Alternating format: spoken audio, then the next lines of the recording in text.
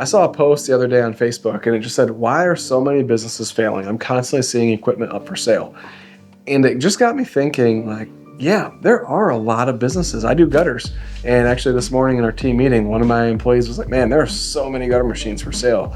Are we gonna buy some? I was like, no, we're good. We don't need to buy any used equipment, right? Let alone from guys who couldn't figure out how to run a business themselves. I'm sure they can't figure out how to run their equipment right. And he's like, yeah, good point. To this point, this time of year, it's fall, right? It's October 21st today. And there are so many pieces of equipment up for sale, whether that be gutters or pressure washing or dump trailers from roofing companies or fill in the blank, right? Everybody has tried to start a business in the busy season from spring to fall, and they got to this point and they're like, man, I'm no further ahead than when I was working my day job as a gutter guy or as a salesperson or whatever it was. And I just started reading through the comments, and it was person after person saying that same thing. Yep, just throwing the towel in because, they all had excuses, right? There's so many people that offer everything for nothing and blah, blah, blah, all these excuses. Nobody can make any money in this industry anymore, blah, blah, blah. It's full of that stuff. But at the end of the day, all of them were saying things like, I made the same amount of money when I was an employee and didn't have all this extra stress. So why would I put myself through that? I'm just gonna be an employee. And it just got me thinking that I've mentored a lot of businesses and all of them get into it. And they're like, yeah, I'm used to making, $1,000 a week, $2,000 a week, whatever it is at my day job. And all I gotta do is clear that. And that's really easy to do. It's really easy to replace your income when you're operating like it's your job, all right? So when it's your job, you're the one answering the phones, you're the one doing the sales, you're the one doing the install, and then things start to pick up a little bit. And now you have to install all day, which means your phone, like you're answering it while you're driving between jobs or whatever, and then you have to go do estimates at night. And now you're working 7 a.m. till 8 p.m., like gone, away from your family. And then you get home and you're on the computer doing things, all right, until 10, 11 o'clock at night. Then you do it all over again. And you crave the weekends, right? And dudes do this, or females sometimes, and they just get caught in this rat race, and they do this for a few months, and then they're like, I don't have any money still. All my money goes to insurance, or goes to the truck broke down, or goes to the machine broke down, or goes to employees, or whatever. There's always something that the money goes to. And at its core, I was just listening to Tommy Mel's Home Service Millionaire. His old book, 6-7 years old, right? It's crazy listening to a book that, like, I first met him a year after he had wrote that book. And the stuff he wrote about was like such gold, and it still is. But some of it's like he's changed his thought process on a lot of it and how he does some of it and what he spends his money on and what he doesn't. And like the things that used to be really, really cool in a CRM are now like everybody does it. Service Titan still is like king of CRMs, but besides the point. Anyways, Tommy Mello is hellbent on this, that you cannot run your business and compete on price ever. Like, it's impossible to compete on price and run an actual business. You have to be premium priced. That's all there is to it. And most of these people that start a business have no idea how to properly market or sell themselves. They just don't. They know how to do a thing. Some people, a lot of sales reps will try and get into a game and they don't know how to do the follow through, the operation side. They don't really know how to market. They can't figure out the admin. They just want to show up and sell, right? And they do okay until they finally are like, I can't handle this crap anymore. And then they're out of it. A technician though gets in. Technicians can figure this stuff out pretty well. It just takes them a really, really, really long time and a lot of banging their head against the wall. It really boils down to how much crap can you eat until you finally make it, all right? And a lot of people quit before they ever really give themselves that opportunity. So if you're in this boat right now where we're coming into winter and you're like, man, I really don't have any money, I saved nothing, or I didn't make enough to really save any money this year, what am I gonna do going into winter? I'm gonna tell you right now, the number one thing that you need to do is increase your prices. And you might say, not a chance, Colin, not a chance, there's no way. You don't know my market. I know almost every market in the States for gutters. And I know that in every single market, there are there are definitely two players. All right, usually there's three, but there's definitely two.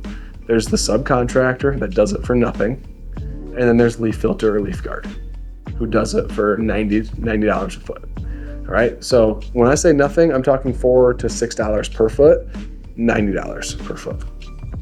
Huge, huge, huge gap. A little secret sauce for you. Leaf filter doesn't have an office if that office isn't producing $1 million a month, $1 million per month out of that office. All right, so if there's leaf filter in your area, that means they're doing $1 million per month. So expand your thinking a little bit here. Man, I am not even hitting $1 million in a year. They're doing that in 1 month? Okay, well, if they're doing that in a month and they're charging here, and I'm charging here, not way down here, but I'm in that chasm, that gap, that middle. All right, you got the cheap guy winning a bunch of jobs over here because he's a cheap guy. You got leaf filter winning a bunch of jobs over here because they're a premium company, and you're stuck down in this chasm. You gotta make a decision. Are you gonna be cheap?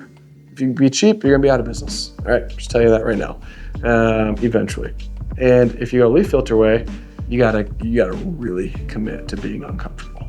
That's it. That's all there is to it. How uncomfortable are you willing to get? And the biggest reason people fail is because they're not willing to get uncomfortable. They try and play the cheap game, and then they are like, all right, this ain't working. And then they just wash their hands of it, go back to work for somebody. So increase your prices. I promise you. It doesn't matter if you're in gutters, roofing, HVAC, plumbing, whatever. All right, there's always an expensive guy and a cheap guy. That's it. Don't get caught in the middle, because the good guys in the middle, they always lose. All right, think about your Disney movies. The good guys always lose at first until they make a change, and then they get to the big dub. All right, so that's change number one that needs to happen to prevent you from failing in business. And I guess not necessarily change number one. That's reason number one I see people failing in business. Reason number two is they don't market. Everybody loves to say, oh, all my leads come from word of mouth. And that's great. They are the best leads. They close at the highest rate. They're the best leads. They pay you the most amount of money. They are the best leads. No doubt about that.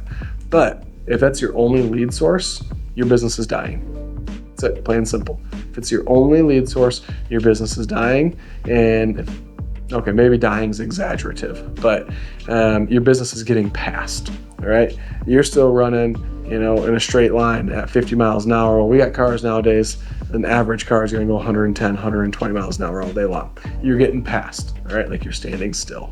And that's just the reality of the situation.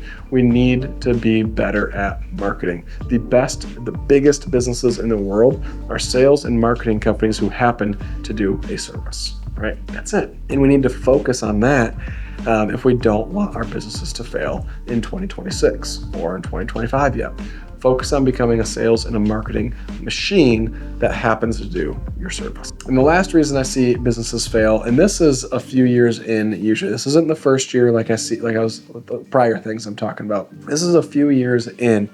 The biggest reason I see businesses fail is they fail to learn how to train their employees properly. We can all hire. And some of you might be like, I can't hire at all. Well, I can help you with that. I love hiring. I think we write some of the best ad copy in the game. But when it comes to training, this is where most businesses go to die, because the owner can't replicate themselves. All right, they're only one person, and they will become a bottleneck to the business if they have to train every single person. Think about it. If the owner has to train every technician, has to train every sales rep, has to train every admin, has to train every manager, has to train the warehouse guy, has to train the mechanic, whatever, they can't. It's physically impossible for them to do all of that training.